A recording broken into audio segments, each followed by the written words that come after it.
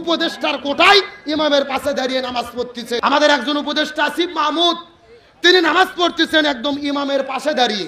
এর ঈদের দিনে সারা জীবন যে নামাজ পড়ে না, ঈদের দিনে নামাজ পড়ে, সেও ঈদের দিনে এমন টুপি এমন জুব্ব পরে মনে হয় জিবরাইলের খালাতো ভাই। আর তুমি একটা উপদেষ্টা নিয়ে নামাজ পড়তে গেছো, তোমার মাথার টুপি নেই কেন? তোমরা ছোট মানুষ, মন্ত্রী হয়েছো, উপদেষ্টা হয়েছো, তোমাদের হিসাব করে চলা দরকার। উনি একজন উপদেষ্টা, মাথার টুপি নেই, তার টাকনুর নিচে প্যান, টাকনুর উপরে পরশ কাপড় রাখা সবার জন্য ওয়াজিব, না রাখলে কবিরে গুনাহ হয়। ঈদের দিন আপনি নামাজ পড়তে গেছেন, মাথায় টুপি থাকা দরকার ছিল। একটা কথা মনে রাখেন, হুজুরদের দোষ বেশি, দায়িত্বশীলদের দোষ বেশি। কার উদ্দেশ্য ভালো, কার উদ্দেশ্য খারাপ, সত্য ঘটনা না জানলে কি বোঝা যায়? জোরে বলেন, বোঝা যায়? গতকালকে ঈদের দিনে পুরো বাংলাদেশের সোশ্যাল মিডিয়া একটা জিনিস ভাইরাল। আমাদের একজন উপদেষ্টা আসিফ মাহমুদ, তিনি নামাজ পড়তেছেন একদম ইমামের পাশে দাঁড়িয়ে, বাম পাশে তিনি দাঁড়িয়ে গেছেন। সবাই বলতেছে এই উপদেষ্টা হয়েছে দেখে উপদেষ্টার কোটায় ইমামের পাশে দাঁড়িয়ে নামাজ পড়তেছে। সবাই মিলে সমালোচনা শুরু করলো, তর্ক বিতর্ক শুরু করলো। কিন্তু সত্য ঘটনা জানার দরকার আছে না নাই? আসলে প্রকৃত ঘটনা হলো, ইমাম সাহেবের ডান পাশে আর একটা ইমাম ছিলেন, সানি ইমাম, ছোট হুজুর দাঁড়িয়েছিল। এখন পেছনে বিশাল বড় জামাত, ইমামের পেছনে যদি লোক দাঁড়াতে চাই, শরীয়তের ফয়সালা হলো অন্তত 2 জন দাঁড়াতে হবে। জোরে বলেন, কয়জন? ডান পাশে একজন, বাম পাশে একজন, তারপরে পেছনে যত লোক দাঁড়ায় দাঁড়াক, 2 জন যদি ইমামের 2 পাশে দাঁড়ায়, জামাত ছই হয়ে যাবে, এতে কোনো সমস্যা। এখন ইমাম দেখেছে যেহেতু একজন আছে, আর একটা লোকের দরকার। ইমাম সাহেব পেছন দিকে ঘুরে বলেছে আর একটা লোক সামনে আসেন। এখন পেছনের কাতারে যত লোক ছিল সবাই মিলে পরামর্শ করে ঠেলে আসিফ মাহমুদকে সামনে দিয়েছেন। এখন ওনার সামনে যাওয়া কি কোনো অপরাধ? ইমাম ডেকেছে, দেখে উনি গিয়েছে। হ্যাঁ, সমালোচনা করেন, উনি একজন উপদেষ্টা, মাথার টুপি নেই, তার টাকনুর নিচে প্যান, টাকনুর উপরে পরশ কাপড় রাখা সবার জন্য ওয়াজিব, না রাখলে কবিরে গুনাহ হয়। ঈদের দিন আপনি নামাজ পড়তে গেছেন, মাথায় টুপি থাকা দরকার ছিল। হ্যাঁ, এটা আপনি বলতে পারেন, কিন্তু ইমামের পেছনে, ইমামের ডান সাইডে এক লোক, বাম সাইডে এক লোক, আপনি ডান সাইডের হুজুরগুলো সমালোচনা করতেছেন না, বাম পাশে অনেকগুলো সমালোচনা করতেছেন। তার মানে বোঝা যায় আপনি তাকে দেখতে পারেন না, এই জন্য হিংসার বশবর্তী হয়ে সমালোচনা করেছেন।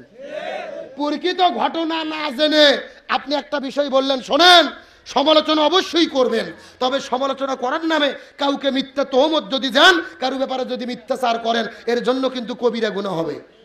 আমার কথাকে বুঝাচ্ছেন? তবে আমিও বলি উপদেষ্টাদেরকে, তোমরা ছোট মানুষ, মন্ত্রী হয়েছো, উপদেষ্টা হয়েছো, তোমাদের হিসাব করে চলা দরকার। কেরে ঈদের দিনে সারা জীবন যে নামাজ পড়ে না, ঈদের দিনে নামাজ পড়ে, সেও ঈদের দিনে এমন টুপি এমন জুব্ব পরে মনে হয় জিবরাইলের খালাতো ভাই। আর তুমি একটা উপদেষ্টা নিয়ে নামাজ পড়তে গেছো, তোমার মাথার টুপি নেই কেন? কথা কন না কে? তুমি সমালোচনার কেন সুযোগ দেবা? এই জন্য নিজেদের থেকে সচেতন হওয়া দরকার। একটা কথা মনে রাখেন, হুজুরদের দোষ বেশি, দায়িত্বশীলদের দোষ বেশি। এই যে জামাতের আমির, দোষ কম না বেশি? কথা কন না কে? আওয়ামী লীগের লোক, বিএনপির লোক 2-1টা ভুল যদি করেও মানুষ মনে করে না, করতেই পারে। আর জামাতের আমির যদি ভুল করে, মানুষ বলবে কেন হুজুর হয়ে কেন ভুল করলো? কথা কন না কে? তার কারণ সাদা কাপড়ে ময়লা পরে বেশি।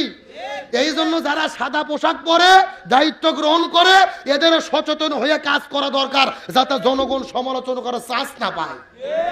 কথা কন ঠিক কিনা? তাহলে বোঝা যায় আসলে প্রকৃত ঘটনা কি, এই বিষয়টা জানে কে? আরো জোরে বলেন।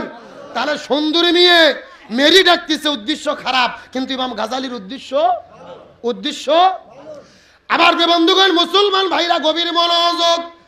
ইমাম গাজালি রহমতুল্লাহ আলাইহি কাদের উপরে বুখারী শরীফ কিতাব নেওয়ার পরে, কোরআন হাদিসের বইগুলো নেওয়ার পরে আস্তে করে যখন উপর তলায় চলে গেছেন, যাওয়ার সঙ্গে সঙ্গে ওই যে বিশ্ব সুন্দরী মেয়ে যার নাম হলো মেরি, ইমাম গাজালি যাওয়ার সঙ্গে সঙ্গে হঠাৎ করে তিনি ঘরের দরজাটা লেগে দিলেন, ঘরের দরজার মধ্যে তিনি তালাটা লেগে দিলেন। লাগাই দেওয়ার পরে শরীর থেকে কাপড় চোপড় খুলে ফেলতেছে। এই ইমাম গাজালি, তোমার কাছে আমার ফতুয়া জানা উদ্দেশ্য নয়।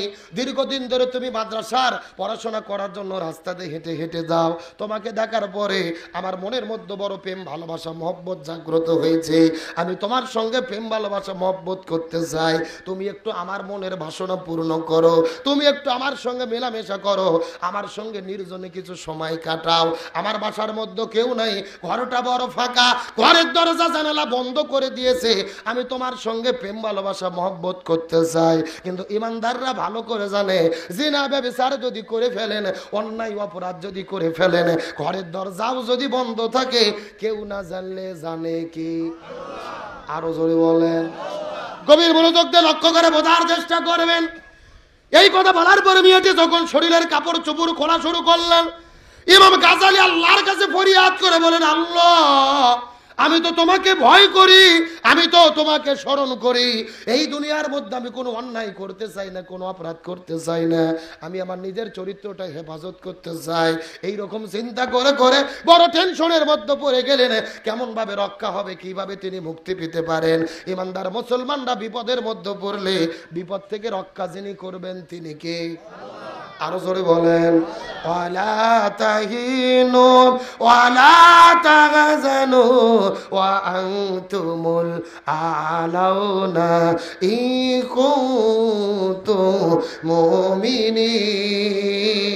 মুমিনিন। আরো জোরে বলেন আল্লাহু আকবার।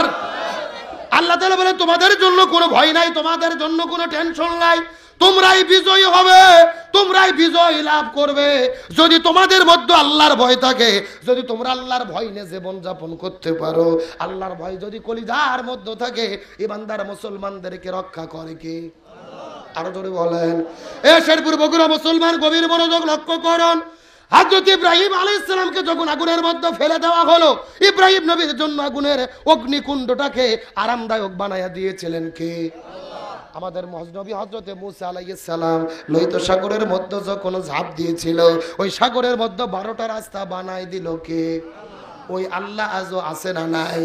এই বাংলাদেশের ভেতরে গত 16 বছর ধরে অন্যায় করেছে, অত্যাচার করেছে, ওই জালেমের বাচ্চারা আলেমদেরকে জেলের মধ্যে বন্দী করেছে। এই দেশের উপর জুলুম যখন বেশি হয়ে গিয়েছিল, আল্লাহর হুকুমে ছাত্ররা রাজপথে নেমেছে, আর আমার দেশের লেডি ফিরাউন হাসিনাও পালাতে বাধ্য হয়েছে।